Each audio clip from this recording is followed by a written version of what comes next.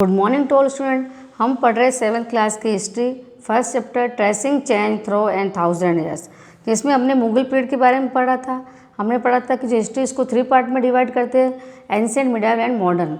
अब हम आगे पढ़ेंगे। Iranis, Afghans, Turks and Turanis migrate into India throughout this period.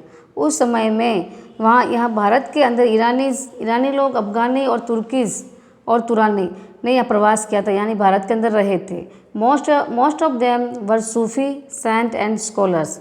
इसमें अधिकांश मात्रा में सूफी संत थे। आपको पता ही होगा कि जो भक्ति जो होता है, भक्ति में सूफी होता है और भक्ति काल होता है। जिसमें सूफी संत वह होते हैं जो मोमेडन्स होते हैं, जिनका इस्लाम धर्म होता है या इस्लाम धर्म को अपनाते हैं। तो सूफी संत और उसमें स्कॉलर बहुत बड़े बड़े विद्वान भी थे। They came from distant place such as Turkeys in the west and Mongolia in the east. वे भारत में बहुत दूर स्थान से आए थे, जैसे कि तुर्की से और वेस्ट मंगोलिया से। ये सभी यहाँ भारत के अंदर आए थे। Coming of this new people changed many thing in India. और जो न्यू पीपल भारत के अंदर आए थे, उन्होंने भारत के अंदर बहुत प्रकार के चेंज किए थे, वस्तुओं विभिन्न प्रकार के चेंज किए थे, परिवर्तन किए थे। We will read about many such change in this section. अब हम उन बाहर से आने वालों ने कौन कौन से यहाँ पर परिवर्तन किए थे उसके बारे में पढ़ेंगे। Hindustani, Gujarati, Kannada, Marathi, Rajasthani, Oriya, Assamese and Bengali were some of the many language which developed and flourished in the various region of India. उस समय भारत के अंदर हिंदुस्तानी, गुजराती, कन्नड़, मराठी, राजस्थानी, उड़िया, आसामी और बंगाली जो लैंग्वेज थी वह विभिन्न क्षेत्रों में इंडिया के वो डेवलपमेंट थी, यानी ये भाषाएं बोली जाती थी। However along with the introduction of Arabic and Persian script, a new language called Urdu was developed, which was the unique to the Indian subcontinent. इसी के साथ में यहाँ पर लोगों ने इन विदेशियों के आने के बाद उन्होंने अरेबिक और पर्शियन स्क्रिप्ट, यानी अरबी और पर्शियन जो स्क्रिप्ट है, लिपि, उसको भी सीखा। साथ में नई लैंग्वेज सीखी, उर्दू लैंग्वेज, और उर्दू लैंग्वेज के अंदर डेवलपमेंट भी हुआ था, यानी उस समय उर्दू भाषा का विकास हुआ था और जो भारत उपमहाद्वीप की एक अनोखी भाषा थी। Historical record exist in various language. जो ऐतिहासिक रिकॉर्ड है, ऐतिहासिक दस्तावेज है, वह विभिन्न लैंग्वेजों में बाहर आते हैं, छपते हैं या लिखे गए हैं। Which have change considerably over the years. और आते वाले समयों में उनमें परिवर्तन होता रहता है। Medieval Persian for example is different from modern Persian. जो मध्यकाल में जो पर्सन है, इसे एग्जाम्पल की is different from modern person, और वह आधुनिक युग में उसको मॉडर्न पर्सन कहा जाता है। The different is not just with regard to grammar and vocabulary but the meaning of words also change over time. इसी के साथ में जो ये बदलाव होता था वह सिर्फ ग्रामर, व्याकरण और शब्दावली में नहीं था, यद्यपि यहाँ तक कि वह समय के साथ में उसके मीनिंग के अंदर भी, यानी शब्द के अर्थ के अंदर भी परिवर्तन आया। Let is take the term Hindustan, यानी हम जो हिंदुस्तान शब्दावली लेते हैं। For example today we now it is India, जिसको उस समय हिंदुस्तान कहता था और आज उसे हम इंडिया कहते हैं। द मॉडर्न नेशन स्टेट, जो एक आज आधुनिक राष्ट्रीय राज्य बना हुआ है। When the term was used in the 13th century by Minhaj इन सिराज। उस समय जो ये शब्द है 13वीं शताब्दी में मिन्हाज सिराज के द्वारा यूज़ किया गया था, जो एक बहुत बड़े अभिलेख्य, यानी क्रमानुसार अभिलेख्य, यानी दिनांक, जो समय को क्रम के अनुसार लिखते वो थे। हु वर्कड इन पर्शियन, उन्होंने पर्शियन लैंग्वेज में काम किया था। He made the areas of Punjab, Haryana and the lands between the Ganga and Yamuna. उनका मानना था कि जो एरिया पंजाब हरियाणा में फैला हुआ है और गंगा यमुना नदियों के बीच में जो स्थित जो क्षेत्र है, उसे हिंदुस्तान कहा जाता है, इंडिया कहा जाता है।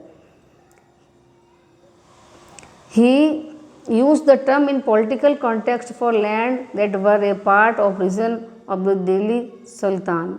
और उसने साथ में ही जो शब्द यूज किया था वो पॉलिटिक प्रसंग, यानी राजनीतिक प्रसंग के बारे में था, जिसमें कि दिल्ली के जो सुल्तान थे उनके बारे में बताया गया था, और जहाँ पर दिल्ली के सुल्तानों का शासन था। The areas include in this term shifted along with the extent of the sultanate, but the term never include south India. और उस क्षेत्र में भारत के उस क्षेत्र में साथ में, लेकिन उस क्षेत्र के अंदर विभिन्न प्रकार कि सुल्तान ने अपना विस्तार किया था साम्राज्य का, परंतु उसमें साउथ इंडिया के जो पार्ट्स थे उसके बारे में नहीं था बताया गया है। Contrary to this, in the early 16th century, इसी के विपरीत 16वीं शताब्दी के शुरुआत में Babur use the term Hindustan to describe the geography, the fauna and the culture of the inhabitant of the subcontinent. और आते आते जब 16वीं सेंचुरी में बाबर ने भी एक वर्ड यूज़ किया था हिंदुस्तान, जिसके अनुसार उसमें समझाने के लिए उसने भारत की जो जियोग्राफी के बारे में, भारत की भौगोलिक अवस्थाओं के बारे में, फोना के बारे में, यानी कि उसकी जीव जंतु के बारे में, कल्चर के बारे में, संस्कृति के बारे में और वहाँ निवास करने वाले लोगों के बारे में बताया गया था कि जो भारत उपमहाद्वीप में जो लोग निवास करते हैं उनके बारे में बताया गया था। ये बाबर के अनुसार the village headman was called gramani in the earlier times. पुराने समय में जो गांव का हेडमैन होता था, जिसे हम आज सरपंच कहते हैं, उस समय उसको ग्रामणी कहा जाता था। While now he came to be known as muqaddam. इसके अलावा धीरे धीरे आते समय में उसे मुकद्दम भी कहा जाने लगा। You will also now about new name for officers. तुम भी जो नए ऑफिसर्स के नाम जानते होंगे, जैसे कि सच एज आमिल्स, मुंसिफ, मीर बख्शी, सेनापति, चौधरी, तहसीलदार एटसेट्रा। ये उस समय के सारे अधिकारी होते थे।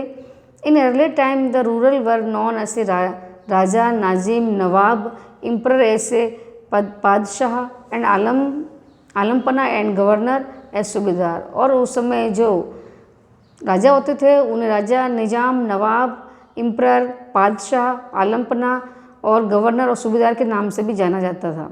Also new word such as pargana for a group of village. इसी के साथ में एक नया वर्ड भी यूज़ हुआ था जो था परगना। परगना उस समय विलेज यानी गाँव का जो ग्रुप होता था, 10-12 गाँव का ग्रुप होता था, उस ग्रुप को परगना कहते थे। सरकार for a province and Sikh for a district will be seen being used. जो सरकार जो पद होता था उसको प्रोविंस यानी कि रियासती राजाओं के रूप में यूज़ करते थे, और जो सिख होता था वह डिस्ट्रिक्ट के लिए जो शासक होता था उसके लिए यूज़ करते थे। In the medieval period a foreigner was any stranger who appeared say in a given village some who was not a part of the society और कल्चर। मध्यकाल में जो फॉरेनियर थे वे अजनबी होते थे।